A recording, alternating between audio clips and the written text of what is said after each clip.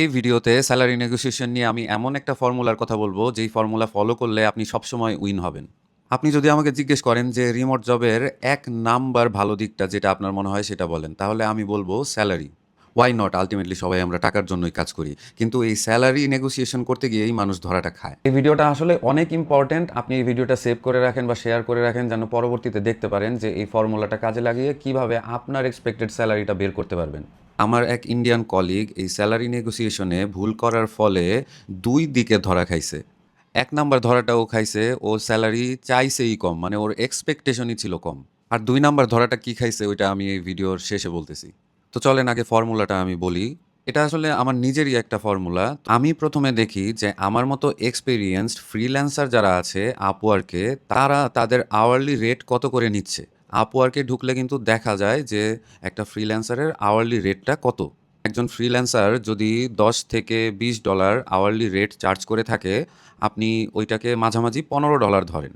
আর যেহেতু আপনি একটা ফুল টাইম জবের একটা এক্সপেক্টেড স্যালারি বের করতে চাচ্ছেন, তাহলে প্রতিদিন যদি আমি ৮ ঘন্টা করে মাসে in an average 22 working day ধরি, তাহলে 8 ইন্টু 22 ইকুয়াল টু 176, মানে 176 ঘন্টা আপনার মাসে কাজ করতে হবে।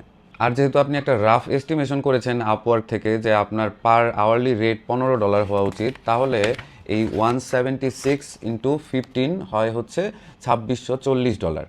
কিন্তু এখানে একটা জিনিস মাথায় রাখতে হবে যে ফ্রিল্যান্সিং কাজ কিন্তু সবসময় থাকে না। যেহেতু আপনি একটা মান্থলি স্যালারির জন্য এক্সপেকটেশন বের করতে যাচ্ছেন, তো ওই $2640 চেয়ে আপনার একটু কম চাওয়াই বেটার। তো আমার মতে এই ধরনের একটা এক্সপিরিয়েন্স লোক যার $15 পার আওয়ারলি রেট হওয়া উচিত, তার এক্সপেক্টেড মান্থলি স্যালারি $2500 হওয়া উচিত, এর নিচে নামা উচিত না। আমার মতে $2000-এও নামা উচিত না। লাস্ট ক্যাপ হইতে পারে $2300। যদি আপনাকে আপনার ইন্টারভিউয়ার জিজ্ঞেস করে যে তোমার এক্সপেক্টেড স্যালারি কত মান্থলি, তাহলে আমার মতে আপনি এই ক্যালকুলেশনটা একেবারে সুন্দর করে ব্রেকডাউন করে তাকে বোঝাবেন।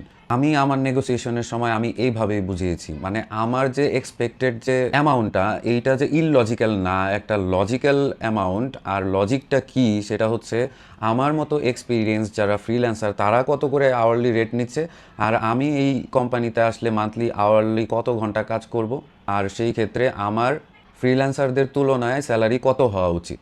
আর যদি আপনার ইন্টারভিউয়ার আপনার কারেন্ট স্যালারি কত সেইটা জিজ্ঞেস করে, আর আপনি যদি বাংলাদেশে কোনো জবে থেকে থাকেন, তাহলে কিন্তু আপনি যদি বাংলাদেশের স্যালারি থেকে একটু বাড়াইয়া চান, তাহলে কিন্তু এটা লজিক্যাল হবে না। কারণ রিমোট জব কিন্তু ইনহেরেন্টলি একটা ইনসিকিউর জব।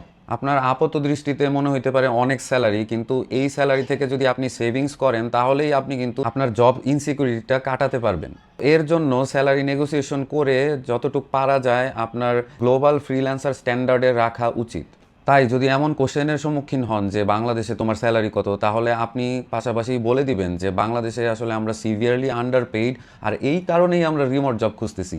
আর রিমোট জব যেহেতু ইনহেরেন্টলি একটু ইনসিকিউর, কারণ এটা আমরা এক দেশ থেকে আরেক দেশে কাজ করতেছি, সেহেতু আমার এক্সপেকটেশনটা একটু বেশি। তবে ইউএস মার্কেটে অত এক্সপেকটেশন না, অবশ্যই ইউএস মার্কেটের চেয়ে কম, কিন্তু বাংলাদেশ মার্কেটের চেয়ে একটু বেশি অবশ্যই। যাই হোক, আমার ইন্ডিয়ান কলিগের যে গল্পটা বলতেছিলাম, তো ওর 2 নাম্বার ধরাটা ও খাইছে, ও স্যালারিটা নিয়েছে ইন্ডিয়ান রুপিতে। আমাকেও আমার বস বাংলাদেশি টাকায় আমার স্যালারিটা দিতে চাচ্ছিল, কিন্তু আমি আমার বসকে তখনই বলে দিছি যে আমি ইউএসডিতেই পেমেন্টটা নিব। তো আমরা জব করছি 2.5 বছর হয়ে গেছে। 2.5 বছর আগে ডলার রেট বাংলা টাকায় ছিল 109 বা 10, আর এখন 122-23 এইরকম। তো মাঝে যদি আমার ইনক্রিমেন্ট নাও হতো, তারপরেও কিন্তু বাংলা টাকায় আমি স্যালারি বেশি পাইতাম।